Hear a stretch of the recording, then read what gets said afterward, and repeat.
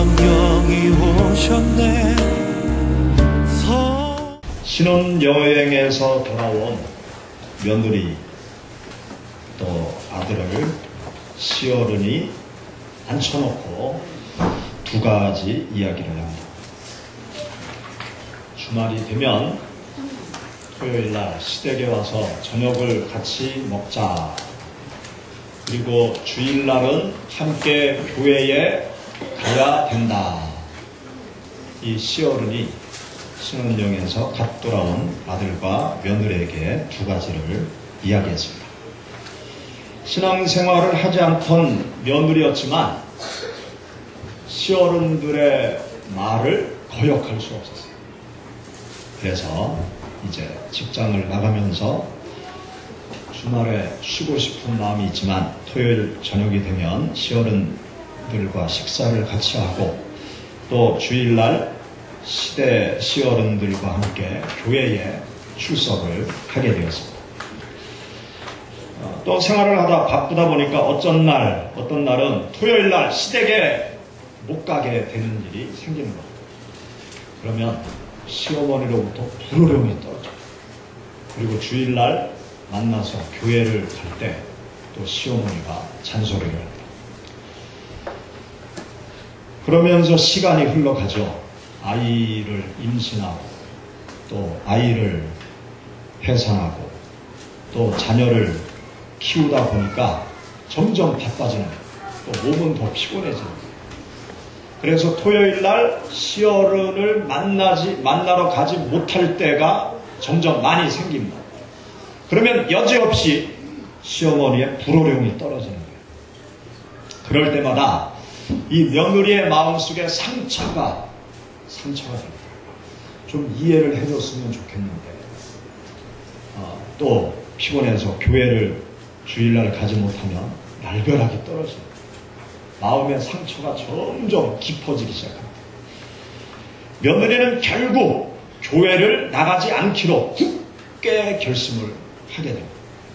그리고 토요일날 시댁도 찾아가지를 않습니다.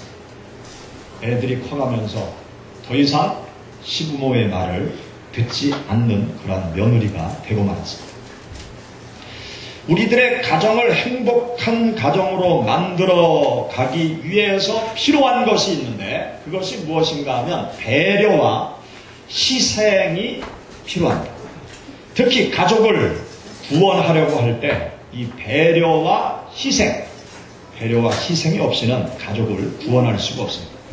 서로를 향한 배려와 희생이 있어야만 가족 모두가 행복해질 수 있고 또 가족 복음화를 이루어 갈 수가 있는 것입니다. 오늘 본문 말씀을 보면 배려와 희생을 통해서 불행한 가정이 행복한 가정이 되어지고 불신 며느리를 전도하게 된 한 가정의 이야기가 룻기서에 기록이 되어져 있습니다. 이 룻기서의 말씀은 여러분들이 익히 많이 들어본 그런 말씀일 것입니다. 이스라엘 베들레헴 땅에 큰 흉년이 들었어요. 흉년이 들어서 농사를 짓고 싶어도 농사를 지을 수 없고 또 가축을 키우고 싶어도 들판에 초목이 없는 거예요. 도저히 살 수 없는 큰 흉년이 계속 몇 년째 들게 됩니다. 그런 흉년 속에서 가장이었던 엘리멜렉, 이 엘리멜렉은 어떻게 해야 아내와 아들들을 잘 키울 수 있을까 고민이 많습니다. 그러다가 소문에 듣기를 모압 땅에는 흉년이 들지 않았다는 이야기를 소문으로 듣게 되죠. 그래서 엘리멜렉은 아내를 불러놓고 이야기를 합니다. 우리가 모압 땅으로 이민을 가서 거기에서 우리가 살아가야 되겠다. 여기서 살다가는 우리가 굶어 죽게 생겼다. 그러면서 아내를 설득해서 아내와 함께 그리고 두 아들을 데리고 이방인의 땅 모압 땅으로 이민을 가게 됩니다. 모압에 가서 잘 살아보려고 모압 땅으로 이민을 갔는데 이 가정에 엄청난 시련이 시작이 되어집니다. 모압에 잘 살아보려고 갔는데 모압 땅에 가서 얼마 지나지 않아서 이 엘리멜렉 가장이 그만 병에 걸려서 세상을 떠나버립니다. 엄청난 시련이 다가온 거죠. 그래서 그의 아내 나오미는 낯선 이국 땅에서 남편 없이 두 아들을 데리고 갖은 고생을 하면서 그 아이들을 10여 년 동안 열심히 키워요. 그래서 아이들이 장성해서 이제 두 며느리를 얻게 되었어요. 이 나오미는 두 며느리를 얻은 그날부터 마음속에 좀 안정이 되었습니다. 이제 두 아들 결혼을 시켜서 가정을 이루고 이제 나름 열심히 살아갈 수 있는 그러한 환경을 만들어 주었으니까 이제 좀 고생을 덜 할 수 있겠다. 그런 생각을 갖고 두 아들 며느리를 바라보죠. 그런데 이 가정에 말할 수 없는 큰 시련이 또 다가오게 됩니다. 두 아들이 결혼한 지 얼마 안 돼서 그만 세상을 떠나고만 세상에 이런 일이 어디 있습니까? 남편도 잃고 낯선 이국 땅에 와서 아들 둘을 그렇게 열심히 키웠는데 결혼시켜 놓으니까 그 아들이 자식도 낳지 못하고 그만 병에 걸려서 두 아들이 다 죽고 말고 낯선 이국 땅에 세 여인만 남게 되어지는 엄청난 시련과 풍파가 이 가정에 다가오게 된 것이죠. 나오미는 대성통곡하며 울다가 더 이상 나올 눈물도 없어요. 눈물도 다 마르고 가슴이 갈기갈기 찢어지고 어떻게 살아가야 될지 앞이 캄캄하죠. 그렇게 몇 날 며칠을 괴로워하다가 이 나오미가 마음의 결심을 하게 되었습니다. 내가 고향 땅으로 돌아가서 죽어도 죽어야 되겠다. 이 낯선 이국 땅에서 내가 더 이상 살면 안 되겠구나. 고향 땅으로 돌아가서 죽어도 죽자.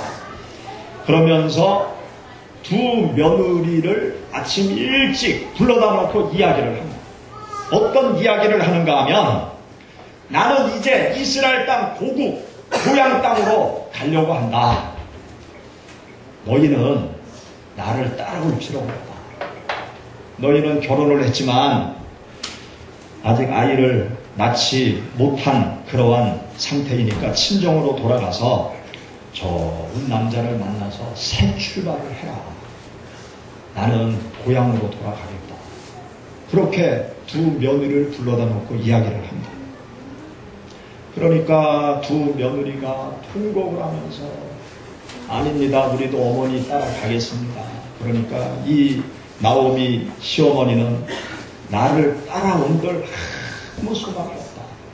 내가 가진 재산도 없고 자식도 없고 너희들이 나를 따라온다고 해도 아무 소망이 없고 내가 너희에게 도와줄 수 있는 건 아무것도 없으니까 친정으로 돌아가서 새 가정을 이뤄서 행복하게 살아가라. 그렇게 그 두 자부에게 강권을 하죠. 그 이야기를 듣고 두 며느리 중에 먼저 오르바가 보따리를 싸가지고 눈물을 흘리면서 자기 친정으로 돌아갑니다. 그리고 룻이 남게 되어져요. 룻에게도 계속 이야기를 하죠. 너도 동서처럼 집으로 가라. 집으로 가서 새 가정을 이루어서 행복하게 살아라. 그렇게 이야기를 합니다. 그런데 어찌된 일인지 룻은 돌아가지는 않아요. 친정으로 돌아가서 좋은 사람 만나 새 출발을 하라고 이 나오미가 계속 얘기를 해도 절대로 돌아가지는 않습니다. 절대로 돌아가지 않고 끝까지 시어머니를 쫓아서 이스라엘 땅으로 가겠다고 그렇게 이야기를 해요. 여러분, 이런 눈물겨운 이야기가 오늘 우리가 함께 읽은 본문 말씀이에요.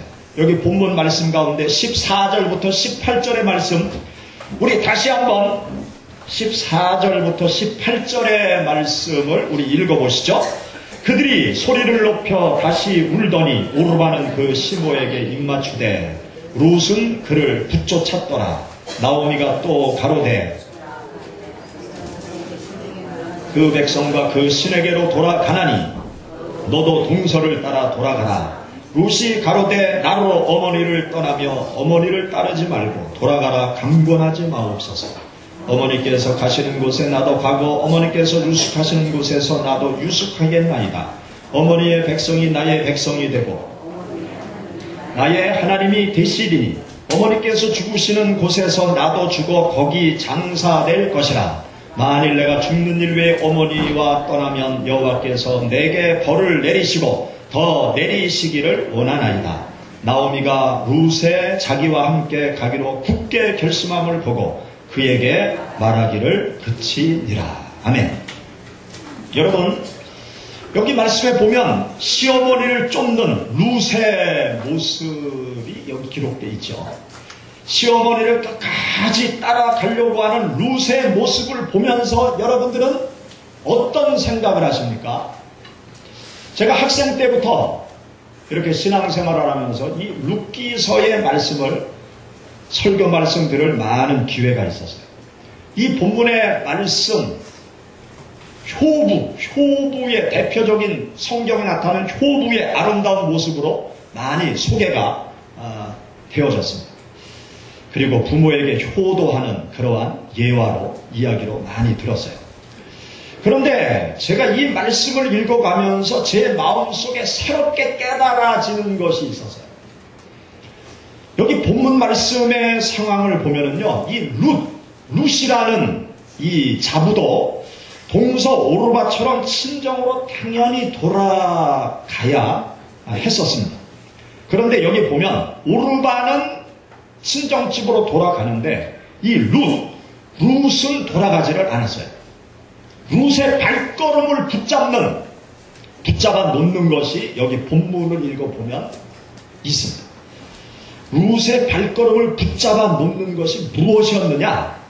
그것이 무엇이었는가 하면 시어머니 나오미의 배려의 사랑이에요. 배려의 사랑. 시어머니 나오미가 두 자부를 불러다 놓고 나를 따라서 이스라엘 땅으로 가자, 그렇게 이야기하는 게 아니고요, 고향으로 돌아가라고요. 친정으로 돌아가라고요. 나를 따라 이스라엘 땅으로 가본들 아무 소망이 없다. 나를 따라가면 더 큰 불행만이 기다리고 있으니까 너희는 친정으로 돌아가서 새 가정을 이루어서 새 출발을 해라. 그러한 이야기를 두 자부에게 이야기한다고요. 이 말은 어떤 이 마음인가 하면 나오미, 이 시어머니가 두 며느리를 사랑하는 마음, 그 두 며느리를 배려하고 그들의 삶에 대해서 불쌍히 여기면서 두 며느리를 진정 위하는 이 배려의 사랑의 마음, 그 마음을 가지고 두 자부에게 이야기를 한 것입니다. 시어머니가 자기들을 배려해주는 그 마음을 룻이 느끼게 된 것이죠.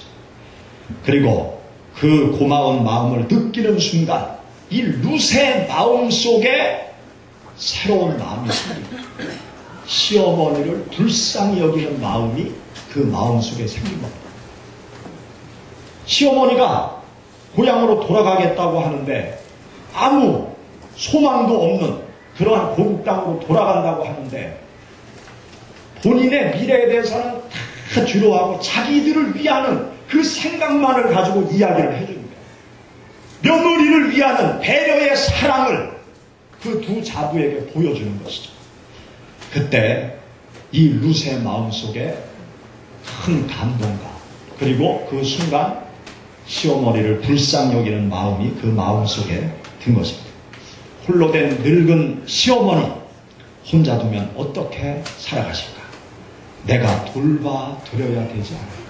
그런 마음이 시어머니의 배려의 사랑을 느낀 후에 그 마음이 생기게 된 것입니다. 이후 나오미 며느리의 룻의 삶이 어떠한 삶이었는지 룻기서 전체에 기록되어 있어요. 며느리 룻은 어머니를 위해서 희생적인 삶을 살아갑니다. 지극정성으로 들판에 가서 벼이삭을 주워다가 자기 시어머니를 밥을 내드리는 아주 희생적인 삶을 살아가요. 그리고 룻은 남편 없이 홀로 살아가지만 정절 있는 삶을 살아갑니다. 그리고 룻은 유대인의 풍습을 쫓아서 죽은 남편의 친척 보아스와 결혼을 하게 돼요. 그리고 다윗의 증조모가 되어집니다. 롯은 오벳을 낳았고 오벳은 이새를 낳았고 이새는 다윗 왕을 낳았어요. 위대한 왕의 증조모가 되어진 사람이 바로 룻이라는 사람입니다. 룻의 희생적인 생활로 인해서 나오미와 룻의 가정은 불행의 터널을 지나갈 수 있었어요. 그리고 고난의 거친 들판을 지나가게 되어집니다. 그리고 그 불행했던 가정이 하나님의 축복의 가정으로 바뀌어지게 되는 것을 보게 되어집니다. 불행한 가정이 행복한 가정, 또 하나님의 축복을 받는 가정이 될 수 있었던 이유, 또 하나님을 믿지 않던 이방 여인 며느리가 하나님을 믿게 된 이유, 그 이유가 무엇입니까?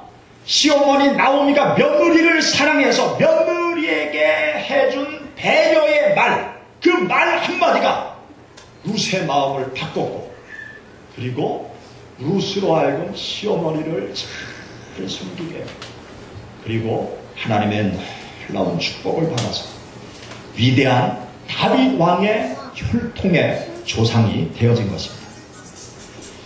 나오미가 두 며느리에게 해준 말, 친정으로 돌아가는 말, 친정으로 돌아가. 그 말은 며느리를 배려하는 말이었어요. 며느리를 사랑하는 말이었어요. 시어머니가 며느리를 먼저 생각하는 희생적인 그러한 말이었던 것입니다. 며느리를 배려하는 이 말 한마디가 며느리 룻으로 하여금 이스라엘의 하나님을 섬기게 했어요. 며느리 룻으로 하여금 이스라엘을 자기의 조국으로 삼게 만들었어요. 그리고 아무런 소망이 없는 시어머니를 희생적으로 섬기게 만들었던 것입니다. 사랑하는 성도 여러분, 이 배려의 사랑과 희생, 이것은요 가정을 행복하게 만들어가는 열쇠입니다. 배려의 사랑과 희생, 이것은 가정 모두를 구원하는 열쇠. 가정 모두가 서로를 배려하고 서로를 위해서 희생하게 되면 행복한 가정이 될 수 있습니다. 그리고 가정 모두를 배려하고 또 서로를 위해서 희생하는 일을 통해서 가족 복음화를 이루어갈 수 있어요. 가정이 불행한 것은요, 돈이 없어서 불행한 것이 아니에요. 가정이 불행한 것은 세상적인 높은 지위를 갖지 못해서가 아닙니다. 가정이 불행한 것은 공부를 많이 하지 못한 것 때문에 불행한 것이 아니에요. 가정이 불행한 것은 서로를 배려하는 것이 부족하기 때문에 가정이 불행한 거예요. 서로를 위해서 희생하는 것이 부족하기 때문에 가정이 불행한 거예요.